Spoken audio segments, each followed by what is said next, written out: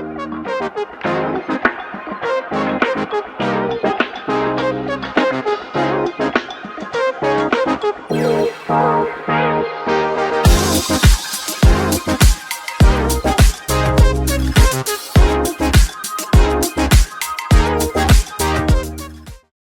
there. Welcome to Life Between Coasts, the podcast where we dive into our personal journeys connected through synchronicity. So light a candle, grab your coffee, and let's begin. I'm your host, Leah, and we're glad you're here. Today, we are sitting down with Dr. Liz DeBetta. I have the other name stuck in my head, DeBetta, so thank you. And so Liz, Dr. Liz, let me tell you, we're so happy that you've joined us today, and I apologize for butchering your name. And so tell me a little bit about you. Tell me what brought you to this point in your life.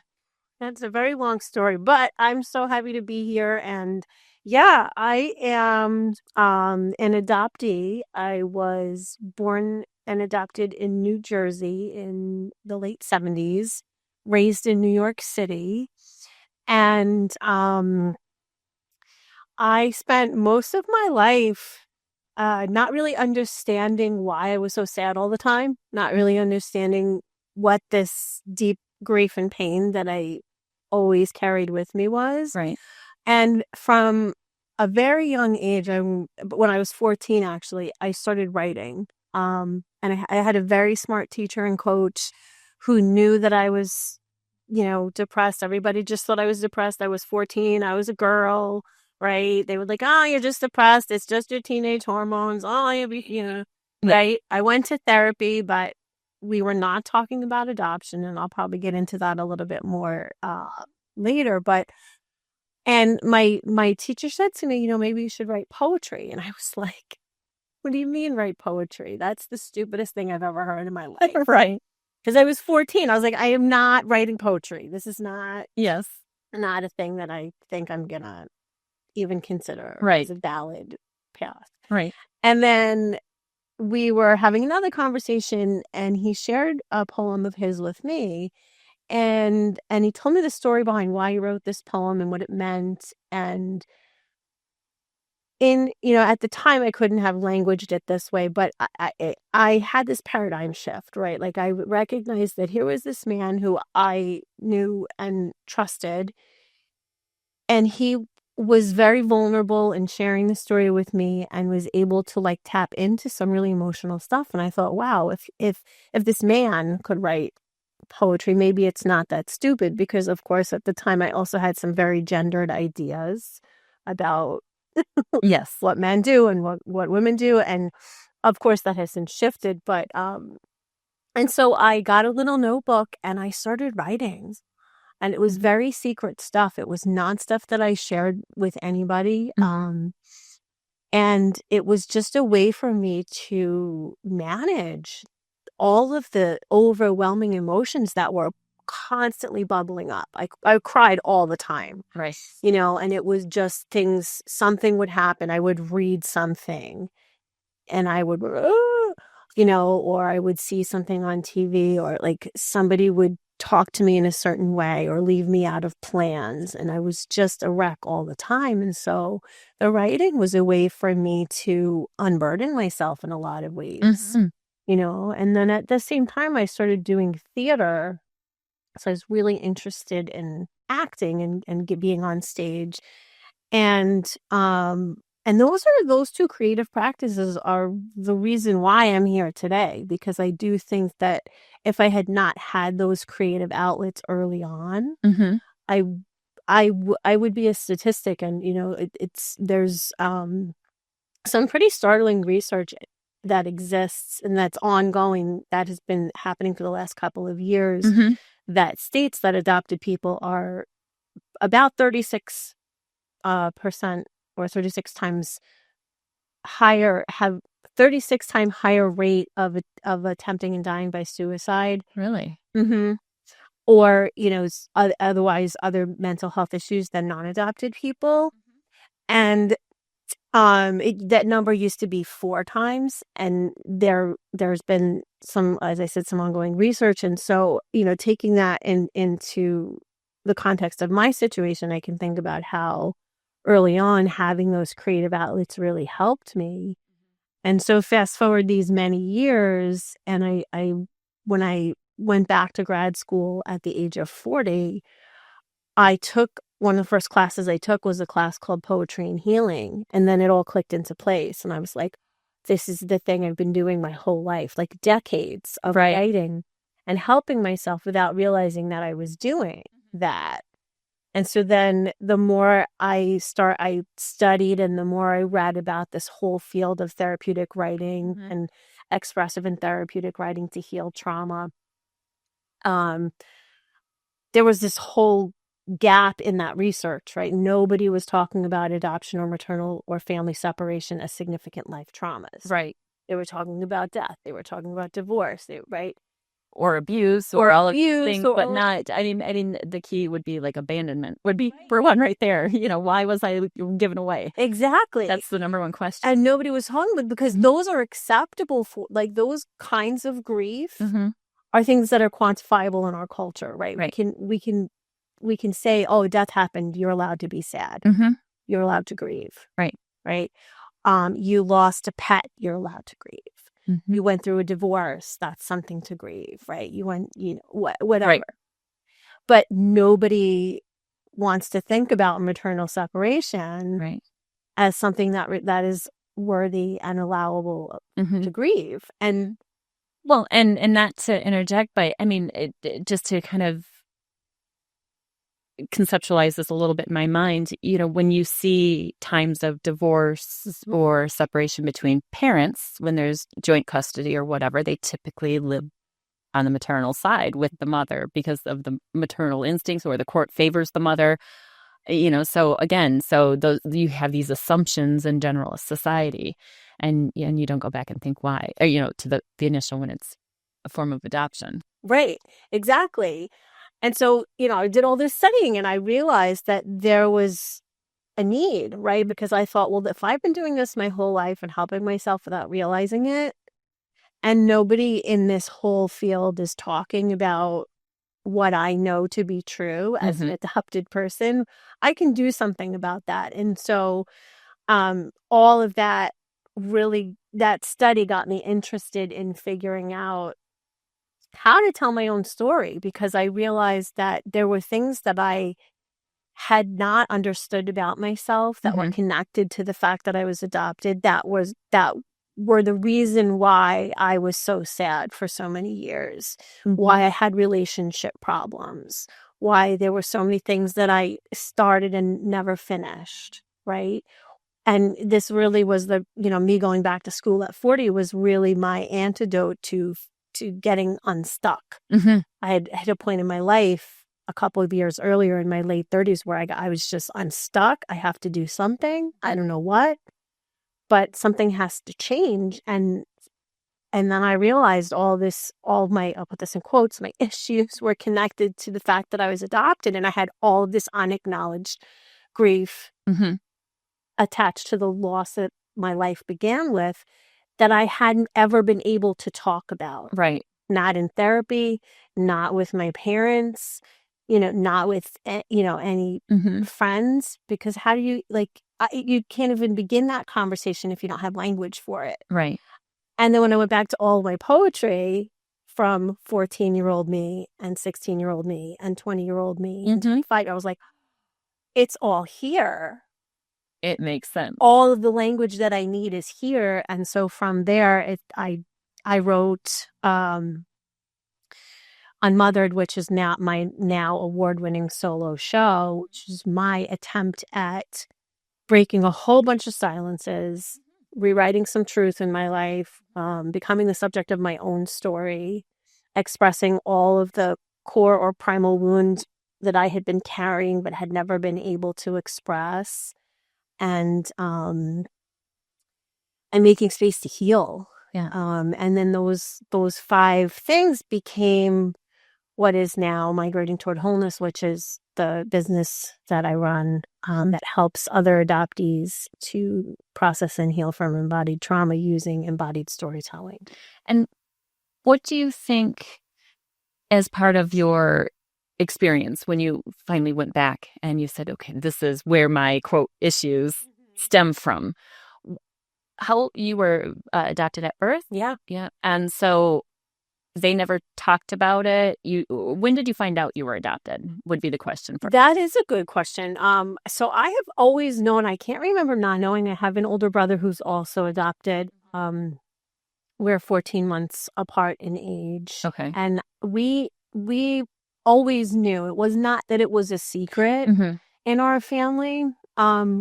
But over time it became something we just stopped talking about. Right. When I was 5 in 1982, my younger brother was born with Down syndrome. Okay. And this was just after deinstitutionalization. And so that really shifted the focus of our family in a lot of ways, because my parents had to figure out all this early intervention stuff and what he would need, because there was no blueprint for any of that at the time. Right.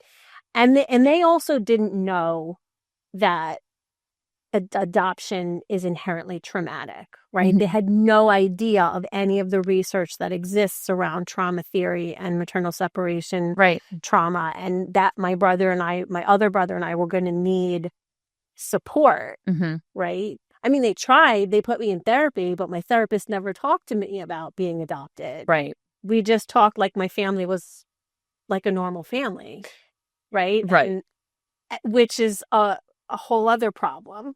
It is because there's so many different layers. You know, it's like an onion that you have to unpeel, and you know, of all of those things. It's not just your immediate family, but then it's the underlying, and then again going back to that, and how, because there are, like you said, you know, it was a known thing. You just didn't talk about it, especially with the shift in the family dynamic. But some families didn't talk about it at all. Yeah. It was that secret that, you know, nobody ever spoke of. It sometimes, especially if they were the family that gave up the child for the adoptive.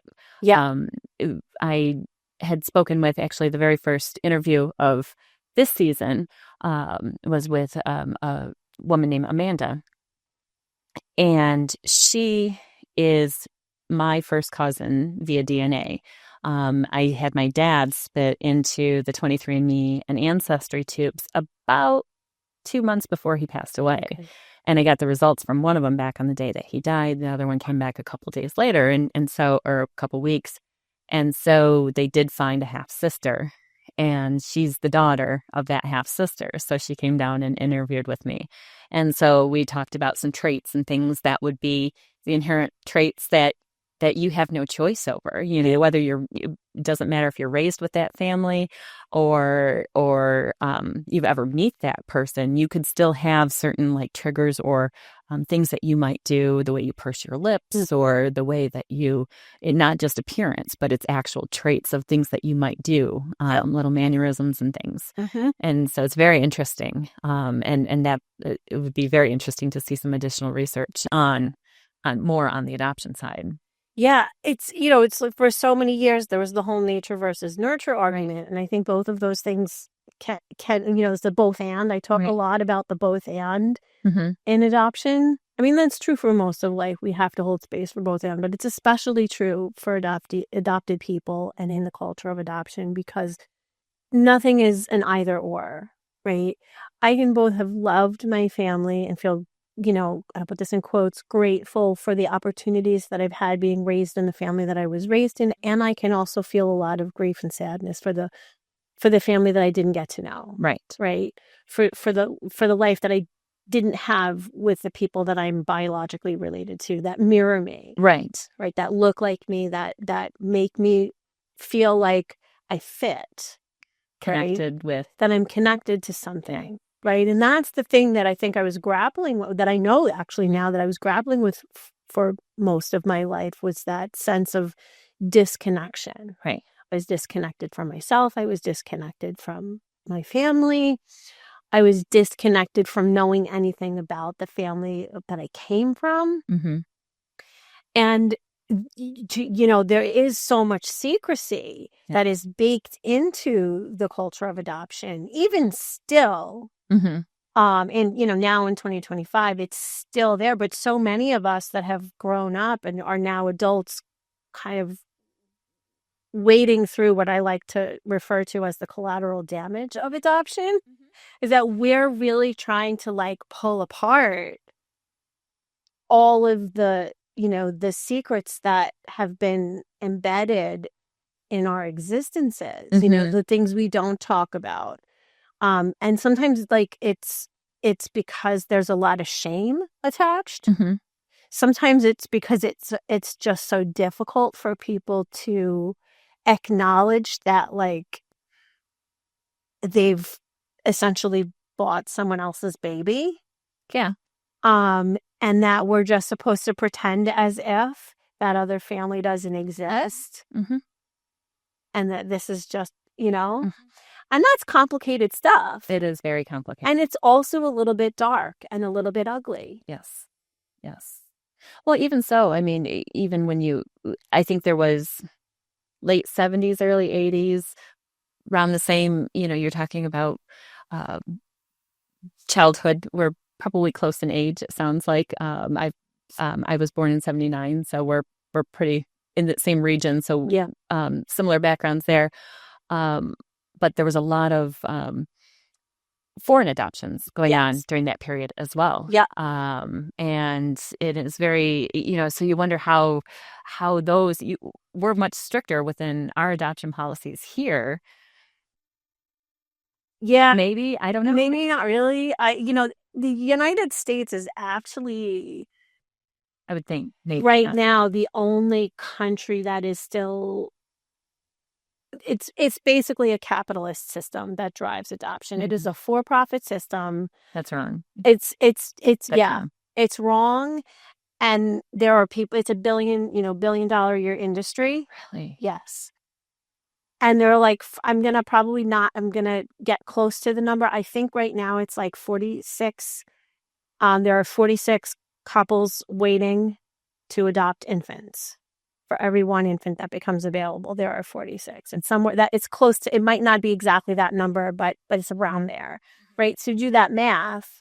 And then you've got somewhere around 400,000 or so kids languishing in foster care because the foster care system is also broken, and that disproportionately targets families of color and poor families.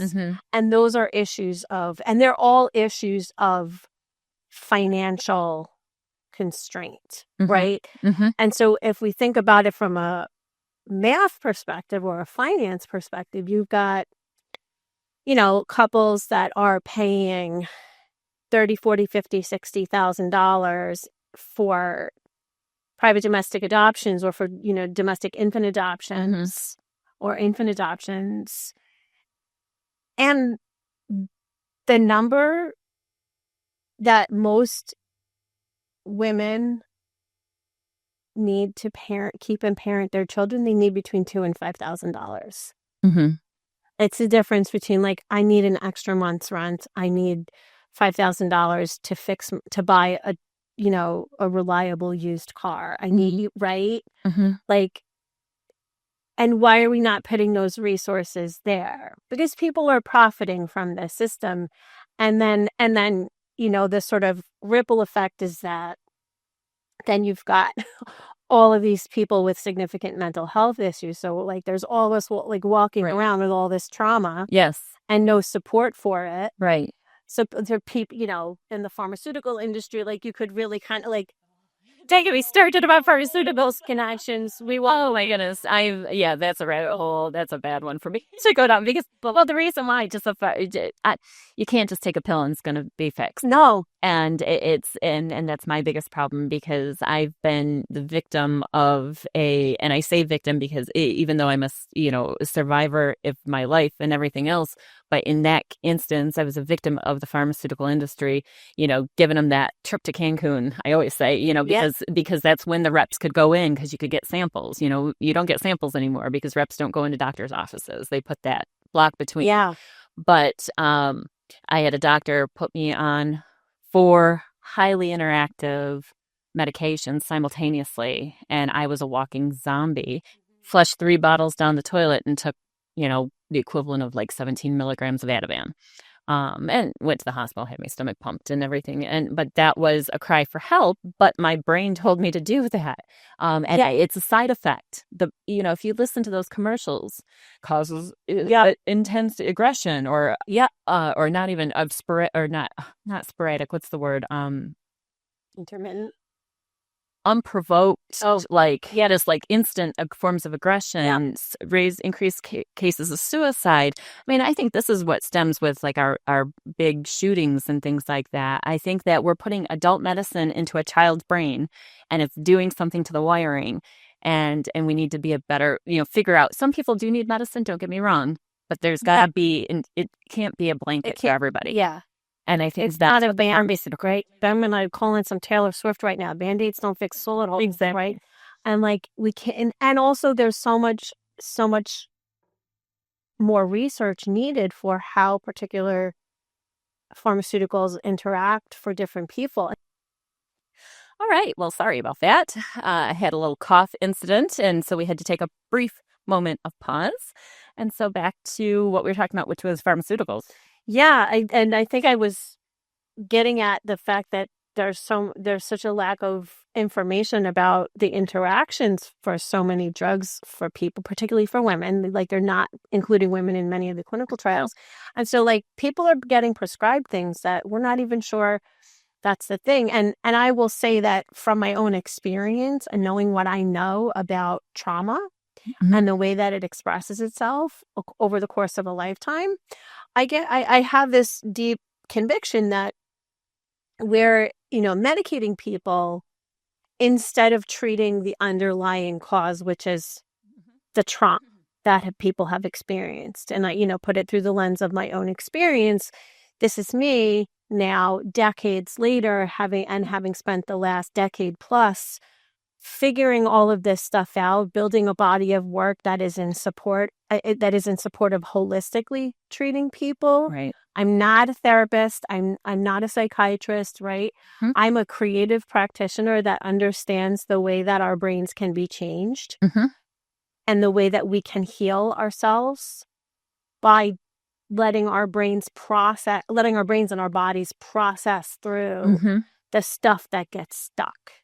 And that's often the stories we don't get to tell. It's often the things that exist before we had language or that get locked away, right? Because they're not socially acceptable to talk about. And then the doctor wants to just be like, here, take a pill. It's going to be fine. Right. And I'll tell you, like I was on antidepressants off and on for probably about 15 years. And it took a lot of trial and error. And in fact, I stopped taking them for a long time because I was like, I don't want the side effects. Right. This isn't working for me. And then I had a really great OBGYN actually, who was like, listen, if you needed insulin, would you take it? And I said, yes. And she said, this is no different. We just need to find you the right thing.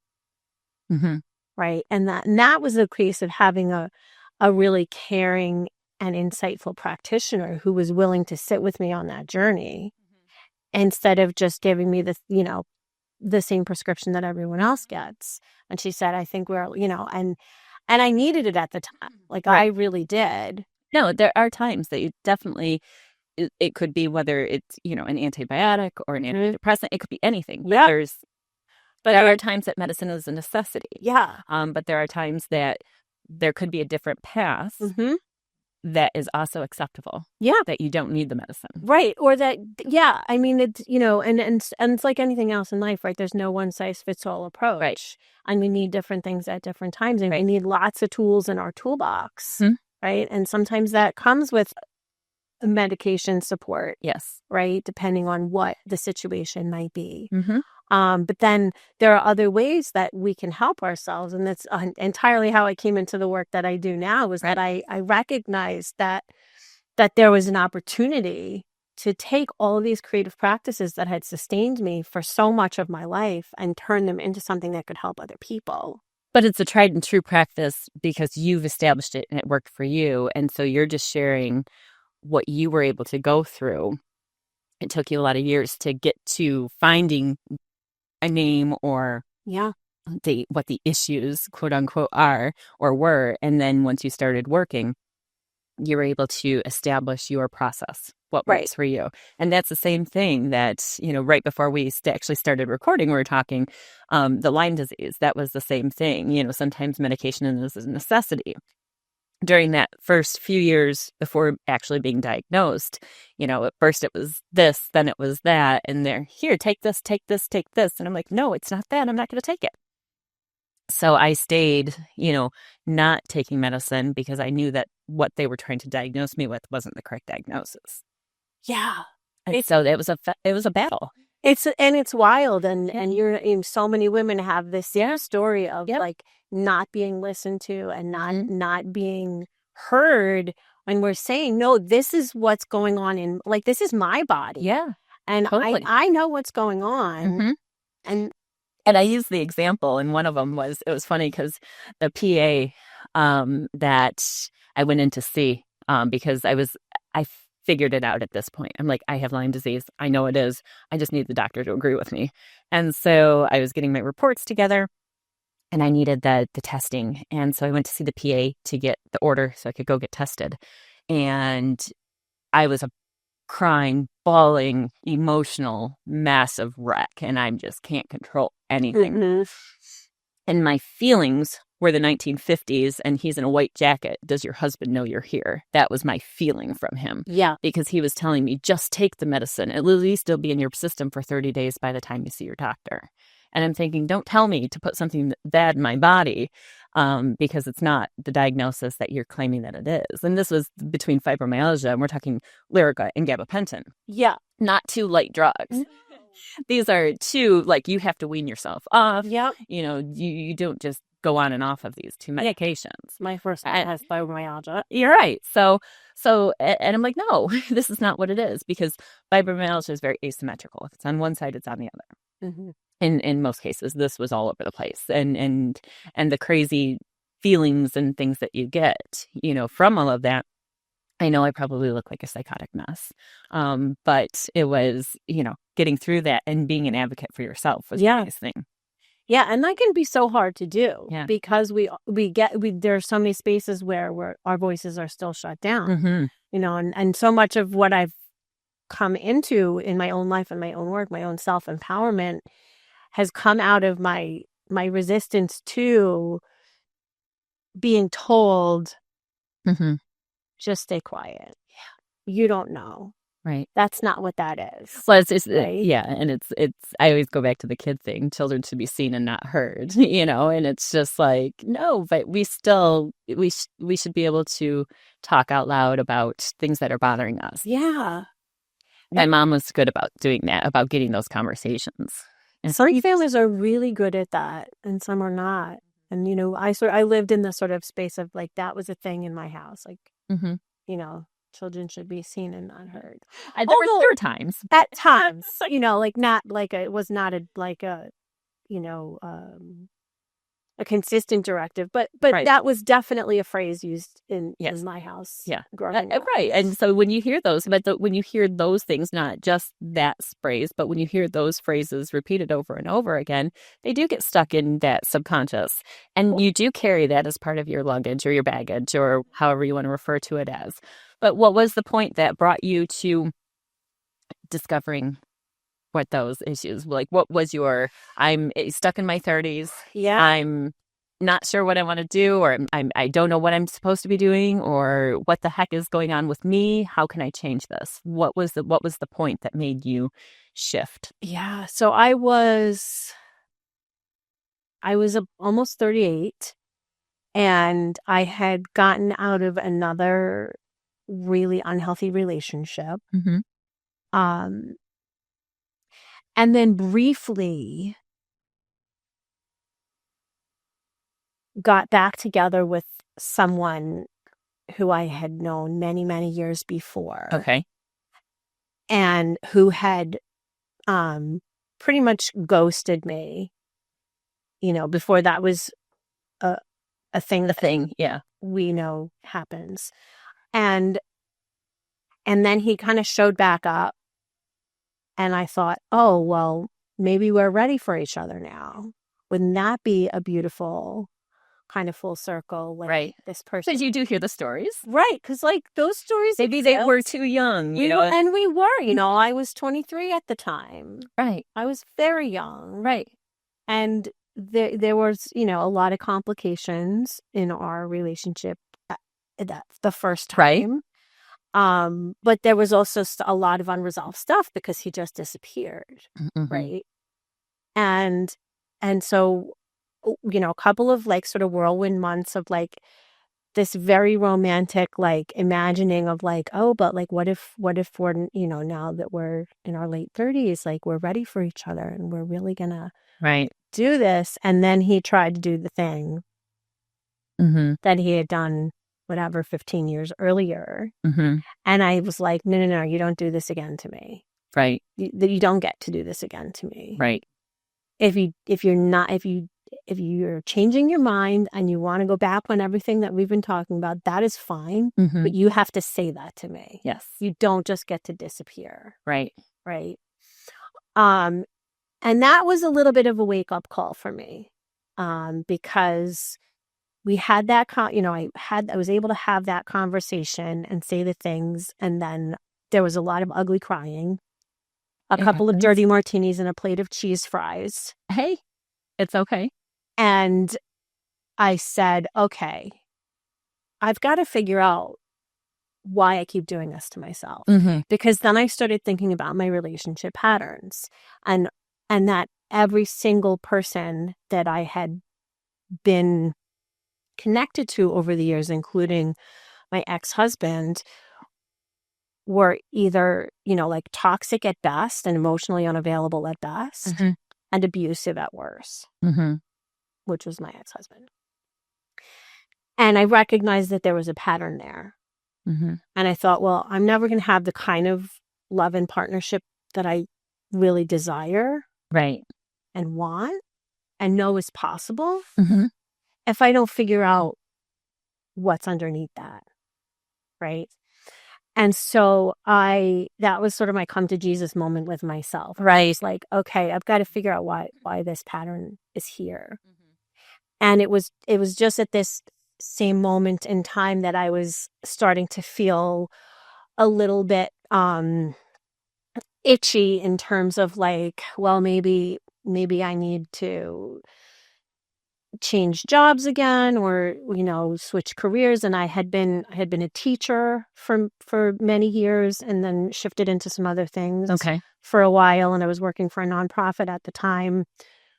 And I thought, oh, maybe I want to go back to teaching. And so I had 2 credits left to my master's degree that I had never finished. And talk about like synchronicity in the universe. A woman that I had done a majority of my master's coursework with showed up to volunteer at the nonprofit I was working at. That was the nudge. And we got into a conversation and I said to her, you know, Maria, I never finished the last 2 credits of my degree. And she was like, what do you mean? And I said, well, my mom got cancer and I had to help because I'm the only functional child in my family. And I had help with that. And that was about a year of everything. And then when my mom's health things were resolved, I had some chronic health issues that I had been monitoring for a couple of years that popped up that I needed to then deal with. And then I married my psychotic ex-husband and he wouldn't let me go back to school. And then I just kind of like put it on the back burner. Right. And then I had tried to go back and I was told it's been more than 5 years. I can't help you. And so my friend Maria was like, no. There's a new person running the program. I will put you in touch with her. I guarantee you she will help you because this is ridiculous. You need to finish. I was like, I know. Right. So she emailed and within 24 hours of putting me in touch with the new coordinator of the master's program, no problem. All I needed was a signature on a piece of paper to say, yes, you can readmit this student. And so that sort of was the catalyst for me to take some action to start moving forward because I just ultimately felt very stuck. Right. And for me, the first line of defense has always been school and educating myself. So I thought, if I can finish this last 2 credits, then it's no longer hanging over me, right? This is a thing that has always bothered me, that I got so close and I never finished it. Right. Now I'm going to finish it. And then I'm going to, go back to teaching, and I'm going to reconnect to that part of myself that felt really fulfilled and really, connected. And so I went back and, started to figure out what I needed to do it was independent study work. And the interesting thing that happened was that Catherine, who was the coordinator of the program, said to me, I know you don't need to take another class because you've already done all your coursework, but it might be good for you to take a class and feel like you're part of the department again. And I said, okay.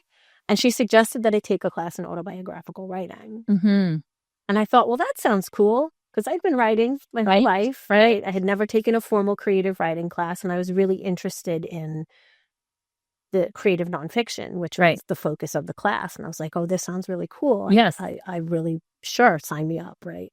And I took this class, and it was in the course of that semester that I was invited for the first time to write about being adopted. I had never done that before. It had never dawned on me that there might be something there. Right. But we had to write a long personal narrative.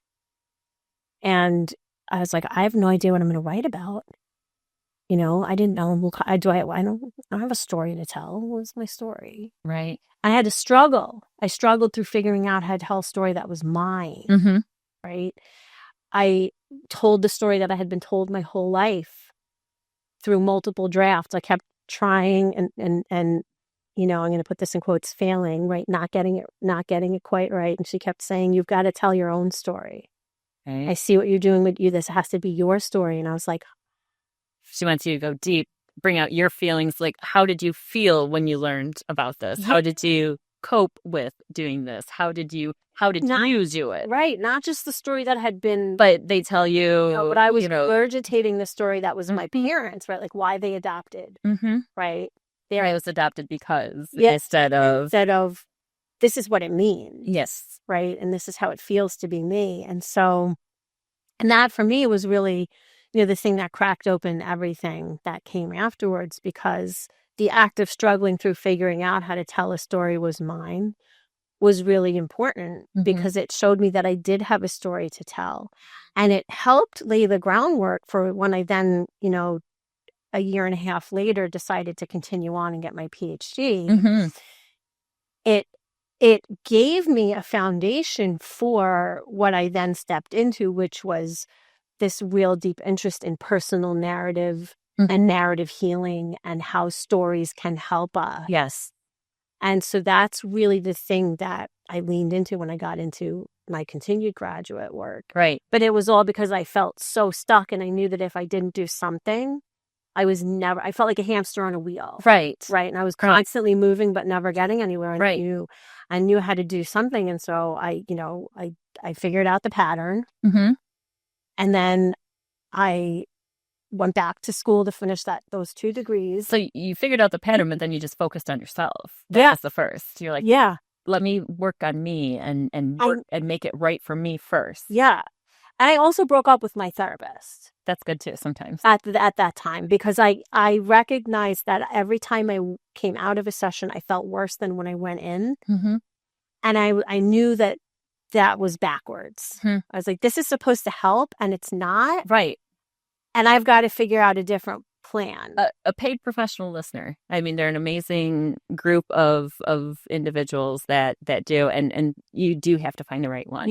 I had a few that just to talk to, and again, same feelings. Yeah, you just feel like you were being chastised rather than, that's what my feeling.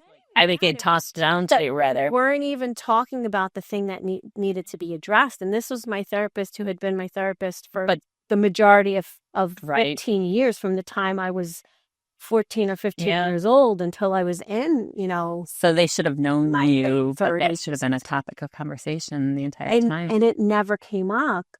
And it took me recognizing that the therapy wasn't helping, that I felt stuck, that I had this terrible pattern in my intimate and romantic relationships, and that I knew that that I had to go inward and I had to figure that out. And the thing that helped me do that was the writing of this first personal narrative, which was called Unanswered Questions. And in the process of that writing, I went back to some non-identifying information that I have, which is just, a lot of redacted paperwork from any of the initial counseling sessions that I had written to the adoption agency for probably 20 years earlier when I was in undergrad. Right. And I had carted it around with me for all of these years, but there wasn't a lot there. And so I just kind of had it, but didn't think too much about it until I was trying to figure out how to tell the story. And then I went back to that information, and there was a list of suggested reading, which I had discounted, 20 years earlier. Right. I don't need to read any of this stuff. I'm fine. I wasn't fine. But I was, 19 years old. Right. It's self-righteous 19-year-old. Right. And it was like, and I was doing my college thing, and I didn't, not into the self-help quite yet. And so then I looked at that list and I thought, well, maybe I need to read these books. Right. And I started reading these books, right? I read the Primal Wound, and I read Journey of the Adopted Self, and I read Being Adopted, The Lifelong Search for Self. And then all of a sudden the pieces started to click into place, and I'm like, oh, I'm not crazy for the way that I have felt my whole life. Right. There's a reason. Right. And so then I had that intellectual understanding coupled with being able to start telling my story and start putting into words all of this deep grief and pain that I had lived with but could never articulate. Right. And then that was the thing that just cracked open the possibility for moving forward, because then I was like, then I could start to see all the underlying issues, right? Because I started to understand all the things that we hadn't talked about in therapy, all the things we hadn't talked about in my family, all the things that needed to be addressed, but nobody knew how. And this didn't happen until you hit your 40s. Yep. I started my PhD program when I was 40. Congratulations. Because I've always, I've always joked about, or my saying for women, I say, your parents are responsible for you 0 to 18. Typical, they raise you through high school. Basically, you're done. And then your 20s are going to be a muddled mess because you're figuring out your path and how you are. And your 30s, things are starting to piece together, and you're starting more firm on your journey, and you're going in the right way. Alexis is turning 30 tomorrow. So she's grumbling because she's ready for the 20s to be over. But I say women are like a fine wine. We get better with age. And I think 40, you're comfortable in your skin.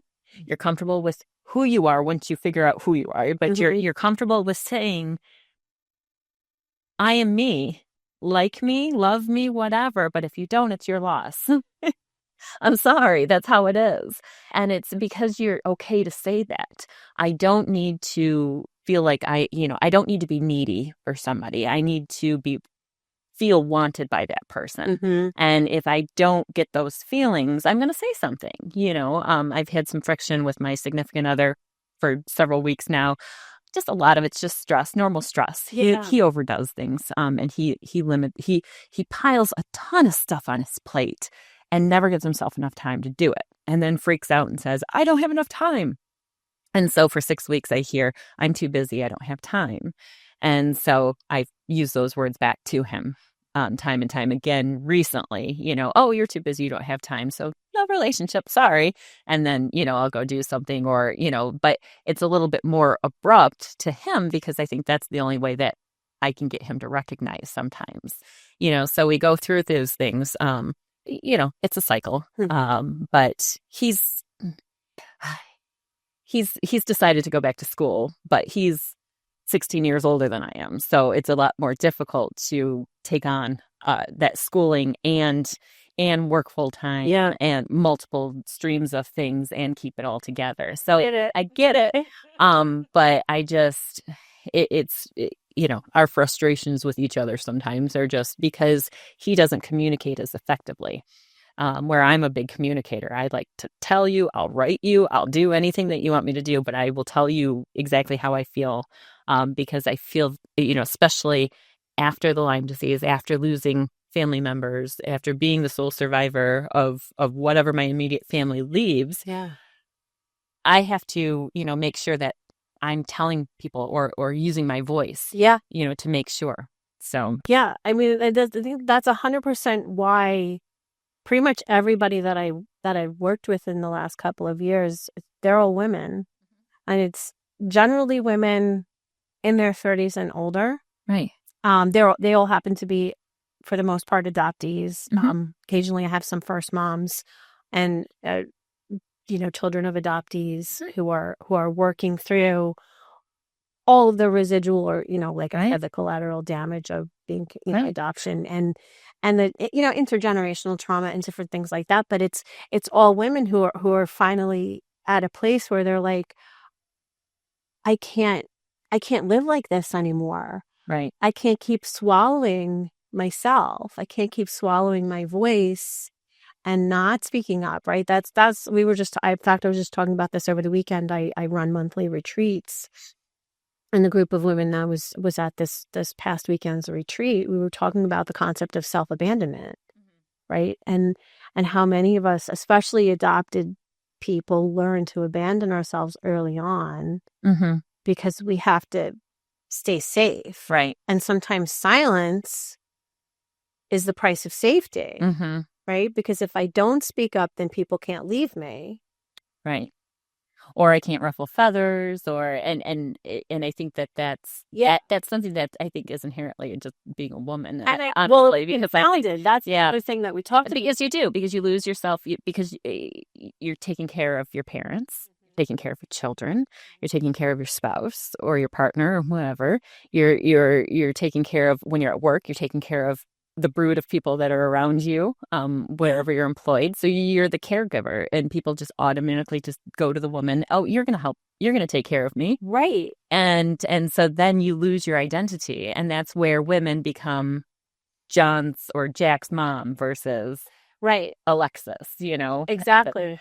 So that's where you lose. Yeah. And we're socialized into that, and we're still fighting against that, and it takes a lot of empowerment to step outside of being someone's mother, someone's sister, someone's daughter, right, someone's wife, and to be, no, I'm Dr. Liz, yes. right? Like, and that's people, and it's people affectionately like, oh, that's Dr. Liz, right? But like, let me tell you something. I earned that. You did. I worked really hard for that, and I don't have to apologize for taking up space in the ways that I have learned to take up space, but it has been work. Yeah. And that's the other thing that I was talking about with this group of women over the weekend, that we also tend, because we're so socialized in these ways as women, and then it's compounded by the fact that we all happen to be adopted women, and there's like a whole other,